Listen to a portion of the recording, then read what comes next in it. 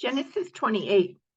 Esau knew that his father Isaac had blessed Jacob and sent him to Paddan to find a wife, and that he had warned Jacob, "You must not marry a Canaanite woman." He also knew that Jacob had obeyed his parents and gone to Paddan. It was now very clear to Esau that his father did not like the local Canaanite women. So Esau visited his uncle Ishmael's family and married one of Ishmael's daughters, in addition to the wives he already had. His new wife's name was Mahalath. She was the sister of Nebaioth and the daughter of Ishmael, Abraham's son. Meanwhile, Jacob left Beersheba and traveled toward Haran. At sundown, he arrived at a good place to set up camp and stop there for the night.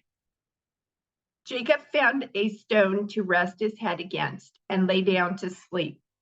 As he slept, he dreamed of a stairway that reached from the earth up to heaven, and he saw the angels of God going up and down the stairway.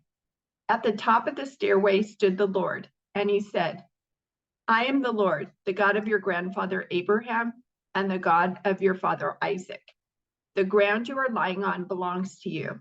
I am giving it to you and your descendants. Your descendants will be as numerous as the dust of the earth. They will spread out in all directions, to the west and the east, to the north and the south. And all the families of the earth will be blessed through you and your descendants. What's more, I am with you, and I will protect you wherever you go. One day I will bring you back to this land. I will not leave you until I have finished giving you everything I have promised you." Then Jacob woke from his sleep and said, "Surely the Lord is in this place, and I wasn't even aware of it."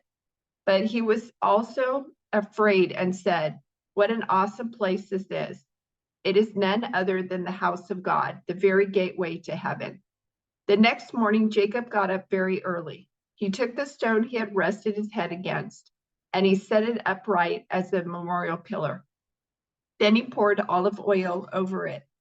He named that place Bethel, which means house of God, although it was previously called Luz.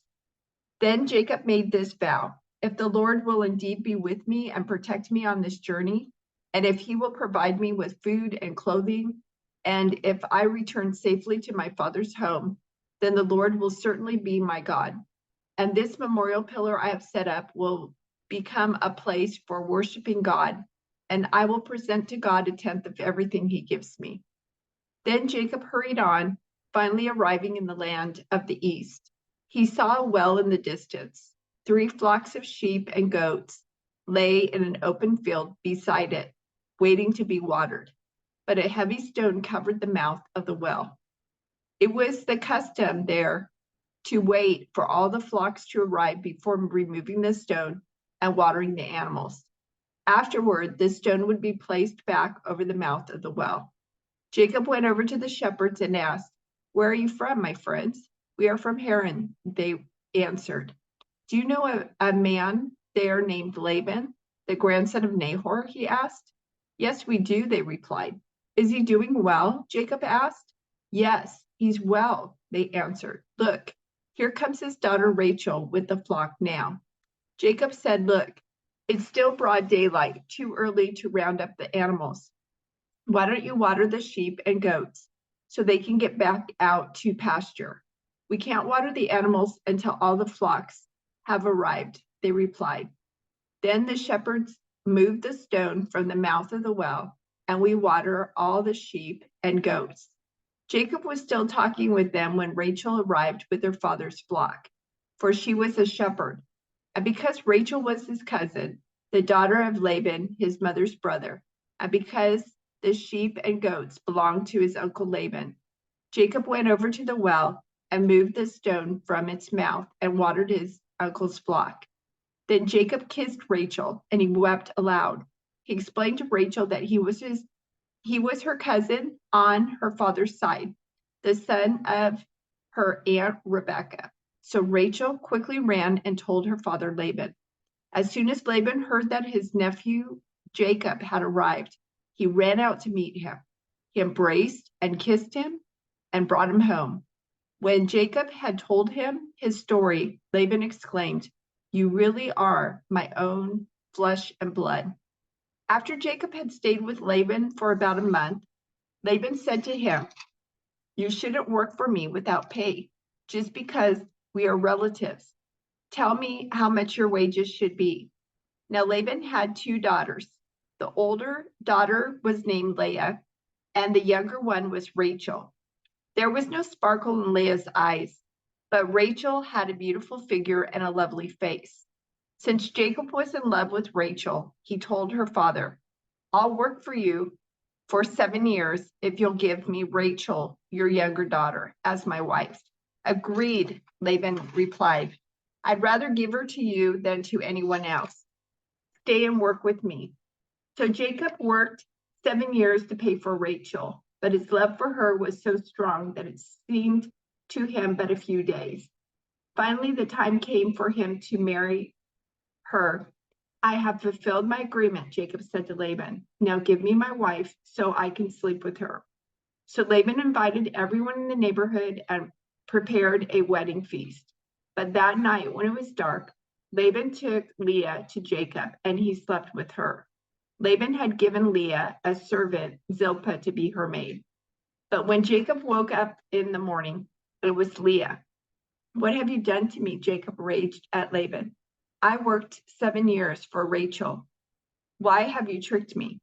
"It's not our custom here to marry off a younger daughter ahead of the firstborn," Laban replied. "But wait until the bridal week is over. Then we'll give you Rachel too, provided you promise to work another 7 years for me." So Jacob agreed to work 7 more years. A week after Jacob had married Leah, Laban gave him Rachel too. Laban gave Rachel a servant, Bilhah, to be her maid. So Jacob slept with Rachel too, and he loved her much more than Leah. He then stayed and worked for Laban the additional 7 years. When the Lord saw that Leah was unloved, he enabled her to have children, but Rachel could not conceive. So Leah became pregnant and gave birth to a son. She named him Reuben, for she said, "The Lord has noticed my misery, and now my husband will love me." She soon became pregnant again and gave birth to another son. She named him Simeon, for she said, "The Lord heard that I was unloved and has given me another son." Then she became pregnant a 3rd time and gave birth to another son. He was named Levi, for she said, "Surely this time my husband will feel affection for me, since I have given him 3 sons." Once again, Leah became pregnant and gave birth to another son. She named him Judah, for she said, "Now I will praise the Lord." And then she stopped having children. When Rachel saw that she wasn't having any children for Jacob, she became jealous of her sister. She pleaded with Jacob, "Give me children or I die." Then Jacob became furious with Rachel. "Am I God?" he asked. "He's the one who has kept you from having children." Then Rachel told him, "Take my maid Bilhah and sleep with her. She will bear children for me, and through her I can have a family too." So Rachel gave her servant Bilhah to Jacob as a wife, and he slept with her. Bilhah became pregnant and presented him with a son. Rachel named him Dan, for she said, "God has vindicated me. He has heard my request and given me a son." Then Bilhah became pregnant again and gave Jacob a 2nd son. Rachel named him Naphtali, for she said, "I have struggled hard with my sister, and I am winning." Meanwhile, Leah realized that she wasn't getting pregnant anymore. So she took her servant Zilpah and gave her to Jacob as a wife. Soon Zilpah presented him with a son. Leah named him Gad, for she said, "How fortunate I am." Then Zilpah gave Jacob a 2nd son, and Leah named him Asher, for she said, "What joy is mine. Now the other women will celebrate with me." One day during the wheat harvest, Reuben found some mandrakes growing in a field and brought them to his mother Leah. Rachel begged Leah, "Please give me some of your son's mandrakes." But Leah angrily replied, "Wasn't it enough that you stole my husband? Now will you steal my son's mandrakes too? Rachel answered, I will let Jacob sleep with you tonight if you give me some of the mandrakes. So that evening, as Jacob was coming home from the fields, Leah went out to meet him. You must come and sleep with me tonight, she said. I have paid for you with some mandrakes that my son found. So that night he slept with Leah, and God answered Leah's prayers. She became pregnant again and gave birth to a fifth son for Jacob.